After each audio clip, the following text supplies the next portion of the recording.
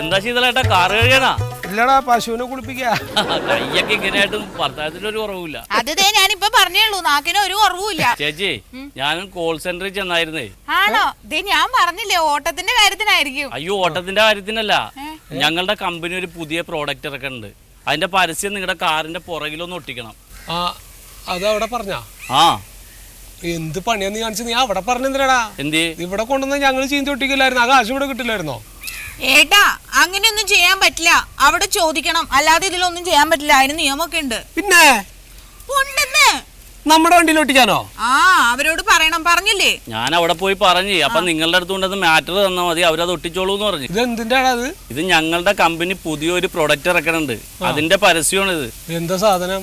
Rubber ബാൻഡേ. Rubber ബാൻഡോ?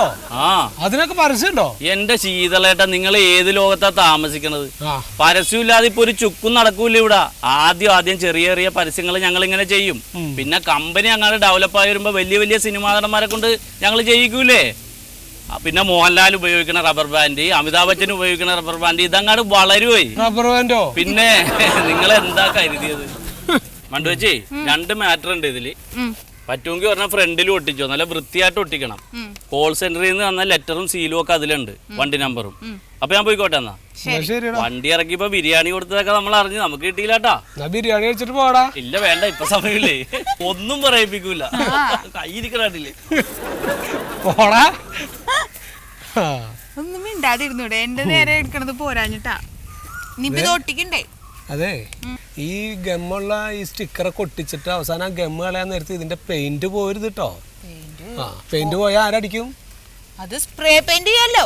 ആര്? ഞാൻ ചെയ്യും. കാശ? അത് കോൾ സെന്ററുകാര് തരൂലേ? തരുവോ? പിന്നെ തരാതെയാണോ? ആദ്യത്തെ ദിവസം തന്നെ നല്ല കൈനീട്ടൊന്നും പറഞ്ഞ് വെറുതെ പൈസയും പോയി നാണോ കെട്ട്. ഇന്ന് പോണുണ്ട്, പക്ഷെ ഞാൻ ആ വഴിക്കല്ല. ഇന്ന് എനിക്ക് വേറെ കുറച്ച് ദൂരത്താ പോവാനുള്ളേ. മറ്റേ ആ അമ്പലമുക്കില്ലേ, അവിടുന്ന് വലത്തേക്ക് ഇങ്ങനെ തിരിഞ്ഞ് കുറച്ച് കഴിയുമ്പോ ഒരു ജംഗ്ഷൻ ഉണ്ട്. അവിടുന്ന് നേരെ പോകുമ്പോ ലക്ഷ്മിയുടെ കോളനി ഉണ്ട്. അവിടുന്ന് ഇന്ന് എനിക്ക് ഓട്ടം. അത് ആ ബൈക്കാണല്ലേ? അപ്പൊ ഇനി പറഞ്ഞിട്ട് കാര്യമില്ല, ഞാൻ വേറെ വണ്ടി വിളിച്ചോളാം. നമ്മളെ അളാപ്പന്റെ മോള് ജമീല വന്നിരിക്കണ പേരില്. അപ്പൊ ഓളെ പ്രസവത്തിന് ആശുപത്രി കൊണ്ടാക്കണം, ആലുവയാണ്. എനിക്കൊരു ഓട്ടം കിട്ടിക്കോട്ടെ, കുറച്ച് കായ് കൈമിൽ വരുമല്ലോ വെച്ചിനെ. ഇപ്പൊ എന്തായാലും ഞാൻ ബൈക്കായതുകൊണ്ട് ഇനിയിപ്പോ നടക്കൂല. ഞാൻ വേറെ ഡ്രൈവറെ ഏൽപ്പിച്ചോളാം. ശരി എന്നാല്.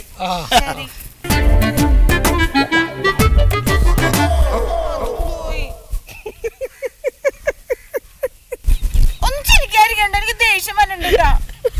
ഏട്ടാ, ഇത് മൊയ്തുക്കാന്റെ കൈനീട്ടത്തിന്റെ കുഴപ്പമല്ല, എനിക്ക് എന്തോ കുഴപ്പമുണ്ടെന്ന് തോന്നണ.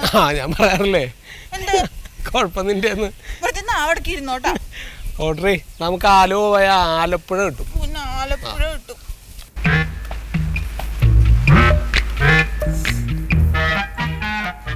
ഹലോ, ലളിതാംബിക അല്ലേ?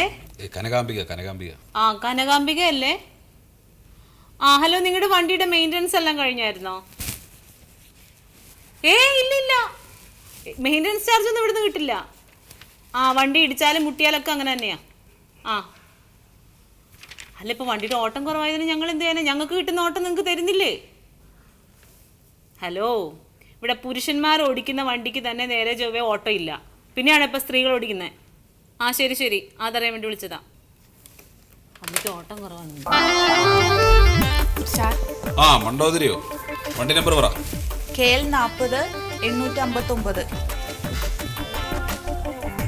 ഇന്നലെ ഓട്ടം പോയായിരുന്നു?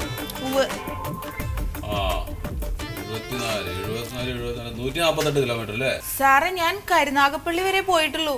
അതെ, അവിടം വരെ 63 കിലോമീറ്റർ, തിരിച്ചു വരണത് 63. അപ്പൊ എങ്ങനെ 74 ഇല്ല? ഞാൻ വെയിറ്റിംഗ് ഒന്നും ചെയ്തിട്ടില്ല, കരുനാഗപ്പള്ളി ജംഗ്ഷൻ വരെ പോയിട്ടുള്ളൂ. നിങ്ങൾ വെയിറ്റ് ചെയ്യുകയോ വെയിറ്റ് ചെയ്യാതിരിക്കുകയോ എന്ത് വേണേ ചെയ്തോ. നിങ്ങളോട് വെയിറ്റ് ചെയ്യേണ്ടെന്ന് വനിതാ വികസന കോർപ്പറേഷൻ പറഞ്ഞിട്ടുണ്ടോ? സാമൂഹ്യ ക്ഷേമക്കാർ പറഞ്ഞിട്ടുണ്ടോ? ഞങ്ങൾ പറഞ്ഞിട്ടുണ്ടോ? ഇല്ലല്ലോ. അപ്പോൾ നിങ്ങളൊരു കാര്യം ചെയ്യും, ഈ 148 കിലോമീറ്ററിന്റെ 13% അടച്ചിട്ട് പോക്കോ കേട്ടോ. എന്താ? അല്ല, ഞാനൊരു കാര്യം ചോദിക്കട്ടെ, നിങ്ങൾക്ക് സ്വന്തമായിട്ട് ഓട്ടം പിടിക്കാൻ ആരാ അധികാരം തന്നത്? സാറേ, എന്റെ കൂട്ടുകാരി വിളിക്കുമ്പോ പോവണ്ടേ? അതപ്പോ ഇവിടെ റിപ്പോർട്ട് ചെയ്യണ്ടേ? എന്തിന്? ഈ കൊച്ചിനോട് വെറുതെ സംസാരിച്ച് നിന്നിട്ട് കാര്യമില്ല. നീ ഒന്ന് കണക്ക് കൂട്ടിയിട്ടാ കണക്ക് പറഞ്ഞോളൂ. 148 കിലോമീറ്റർ അല്ലേ സാർ? അത് 2220 രൂപ. അപ്പൊ ഈ 2220 രൂപയുടെ 13% അടയ്ക്കണം കേട്ടോ. ഈ കൊച്ചിനോട് 13% അടയ്ക്കാൻ പറയുമ്പോഴൊക്കെ ഇങ്ങനെ മിഴുങ്ങസേന്ന് പറഞ്ഞ് നിൽക്കണാണോ? എന്താണ് കൊച്ചെ കഥ അടക്കി? അല്ല ഇനി വേറൊരു കാര്യം ചോദിക്കട്ടെ, നിങ്ങളെ പരസ്യം വെച്ചോ? വെച്ചു സാറേ. അതിന്റെ സ്റ്റിക്കർ ഉണ്ടാക്കിയതും പിന്നെ അത് ഒട്ടിച്ചതും ഒക്കെ കൂടി ഏതാണ്ട് 2000 ചില്ലാൻ രൂപയായി. സാറേ ആ പൈസ എപ്പോ കിട്ടും? എന്റെ പൊന്നേ, അതെ ഞങ്ങൾ 20,000 രൂപയ്ക്കാണ് ആ പരസ്യം പിടിച്ചത്. അതിന് 40% കമ്പനിക്ക് കമ്മീഷൻ പോകും, 10% ഗവൺമെന്റിലേക്ക് പോകും, ബാക്കി 50% നിങ്ങൾ മൊത്തം ഷൈ ടാക്സിക്കാർക്ക് എല്ലാവർക്കും കൂടി ഡിവൈഡ് ചെയ്ത് തരും. അത് എപ്പോ എങ്ങനെയൊന്നും കിട്ടുന്നൊന്നും ചോദിക്കരുത്, കിട്ടുമ്പോ കിട്ടും. അപ്പൊ എനിക്ക് എത്ര രൂപ കിട്ടുമായിരിക്കും? എന്റെ കൊച്ചെ, നിങ്ങൾക്ക് എല്ലാവരും കൂടെ വീതിക്കുമ്പോൾ എത്ര ഉണ്ടെങ്കിൽ അത്ര കിട്ടും, തുല്യമായിട്ട് വീതിച്ചു തരും. സാറേ അതിനു വേണ്ടിട്ട് ഏതാണ്ട് 2000 രൂപ ചെലവായി, ഞാൻ പറഞ്ഞില്ലേ. ഇനി വേറൊരു കാര്യം കൂടെ പറഞ്ഞേക്കാം, 6 മാസം കഴിയുമ്പോ പരസ്യം എടുത്ത് മാറ്റണം. അപ്പൊ വണ്ടിയുടെ പെയിന്റ് പോകും. ഞാൻ വണ്ടിയുടെ പെയിന്റ് അടിക്കാനുള്ള പൈസ ചോദിച്ചിട്ട് ഇങ്ങോട്ട് വരരുത്, കിട്ടൂല. സാറേ അങ്ങനെ പറയല്ലേ, ഇപ്പൊ ആ പരസ്യം വച്ചതിന് തന്നെ പൈസ ചെലവായിട്ടിരിക്കുക, പിന്നെ പെയിന്റ് അടിക്കാനും കൂടി പൈസ. എന്നാ ഇവിടുന്ന് പൈസ തരട്ടെ? തരാൻ പറ്റുമെങ്കിൽ തന്നെ. എന്റെ ദൈവമേ, ഇവിടെ അങ്ങനെ പൈസ തരാൻ പറ്റില്ല. മെയിൻ്റെനൻസ് എല്ലാം നിങ്ങൾ തന്നെ ചെയ്യണം. നിങ്ങൾ ആ വണ്ടിയുടെ ഓയിലൊക്കെ മാറ്റാറുണ്ടോ? സർവീസ് ചെയ്യണതോ ചെയ്യാറുണ്ടോ? അത് സർവീസ് സ്റ്റേഷനിൽ കൊണ്ടുപോയി തന്നെ ചെയ്യണം. അല്ലാതെ പശുവിനെ കുളിപ്പിക്കുന്ന പോലെ വെള്ളം കോരി അതിന്റെ പുറത്തോട്ട് ഒഴിച്ചാൽ പോരാ. എന്നാ പൈസ അടച്ചിട്ട് പോയിക്കോ. പൈസ അടച്ചോ. എവിടെ? ഇവിടെ അല്ല, പുറത്ത്.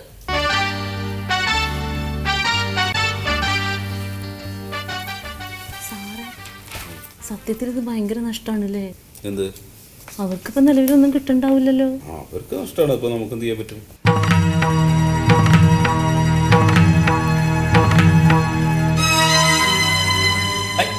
എന്താ ഒന്നും പറയാത്തെ? നിങ്ങളിങ്ങനെ മുഖത്തോട് മുഖം നോക്കിയിരുന്ന കാര്യം നടക്കില്ല. ബാങ്ക് നിങ്ങൾക്ക് കാർ മേടിക്കാൻ പൈസ തന്നതേ സ്ത്രീധനായിട്ടല്ല, തവണകളായിട്ട് അടയ്ക്കാനുള്ള വ്യവസ്ഥയിലാണ്. എത്ര മുടങ്ങി എന്നുള്ളതല്ല, എത്ര അടച്ചു എന്ന് പറയാൻ പറ്റും നിങ്ങൾക്ക്? ഒറ്റ തവണ പോലും അടച്ചിട്ടില്ല. അതെ, 10% പലിശ വെച്ചിട്ട് തുക എത്രയായെന്ന് അറിയാമോ? 1000 പ്രാവശ്യം ഞാൻ ഫോൺ വിളിച്ചു. അപ്പോൾ ദേ വരുന്നു എന്ന് പറയുന്നതല്ലാതെ ഇന്നേ വരെ അവർ ബാങ്കിലോട്ട് വന്നിട്ടില്ല. സാറേ ഞാൻ വരാന്ന് പറഞ്ഞു എന്നുള്ളത് സത്യ, പക്ഷെ ഈ 10% കണക്ക് എനിക്ക് മനസ്സിലായില്ല. 6% പലിശയിലല്ലേ ലോൺ തന്നെ? 6% പലിശ? ഞാൻ പറയുന്നില്ല, 6% പലിശ കണക്കുകൾ പറയുന്ന സാർ, ഈ കേന്ദ്രാവിഷ്കൃത പദ്ധതിയിൽ നിന്ന് 85%, കേരള സർക്കാരിൻ്റെ 10%, പിന്നെ ഞങ്ങളുടെ ഒരു 5% കൂട്ടിച്ചേർത്താണല്ലോ ഈ ഷൈ ടാക്സ് പദ്ധതി വനിതാ വികസന കോർപ്പറേഷൻ നടത്തുന്നത്. എടോ, ഇതിന്റെ പേരിൽ വനിതാ വികസന കോർപ്പറേഷന്റെ നയാ പൈസ ഞങ്ങളുടെ ബാങ്കിന് കിട്ടിയിട്ടില്ല. അതെന്താ സാറേ അങ്ങനെ പറയണേ? ഈ കുടുംബശ്രീക്കാർ നടത്തുന്ന ഓട്ടോറിക്ഷ പദ്ധതിയിൽ നിന്ന് 1-2 ലക്ഷം രൂപ വരെ വരുന്ന ഈ നാനോക്കാറിന് വരെ 50,000 രൂപ സബ്സിഡി കൊടുക്കുന്നുണ്ട്. പിന്നെ ഈ 7-8 ലക്ഷം രൂപ വില വരുന്ന കാറിന് എന്താ നിങ്ങൾ സബ്സിഡി കൊടുക്കാത്തത്? എടോ ശീതള, ഈ വനിതാ വികസന കോർപ്പറേഷൻകാർ വെറും 3 വാഹനത്തിനാണ് വായ്പ കൊടുത്തിട്ടുള്ളത്. അത് ചുമ്മാതെ ഒന്നുമല്ല, അവരുടെ വീടും വസ്തുവൊക്കെ പണയപ്പെടുത്തിയിട്ടാ. സാർ ഞങ്ങളുടെ അവസ്ഥ ഒന്ന് മനസ്സിലാക്കണം. ആകെ കിട്ടണതിന്ന് 13% ആ കോൾ സെന്ററിൽ അടയ്ക്കണം, പിന്നെ ബാക്കി കൊണ്ട് വേണം ഇവിടുത്തെ വീട്ടു ചെലവ്. വണ്ടിക്ക് എന്തെങ്കിലും പണി വന്നാൽ അത് ചെയ്യണം, അപകടം ഉണ്ടായാലും ഞങ്ങൾ തന്നെ നോക്കണം. ഞങ്ങൾക്ക് ഇൻഷുറൻസും PF ഒന്നും ഇല്ലല്ലോ സാറേ. നിങ്ങൾ പറയണത് ശരിയാണ്, പക്ഷെ ഞങ്ങൾക്കൊന്നും ചെയ്യാൻ പറ്റില്ല.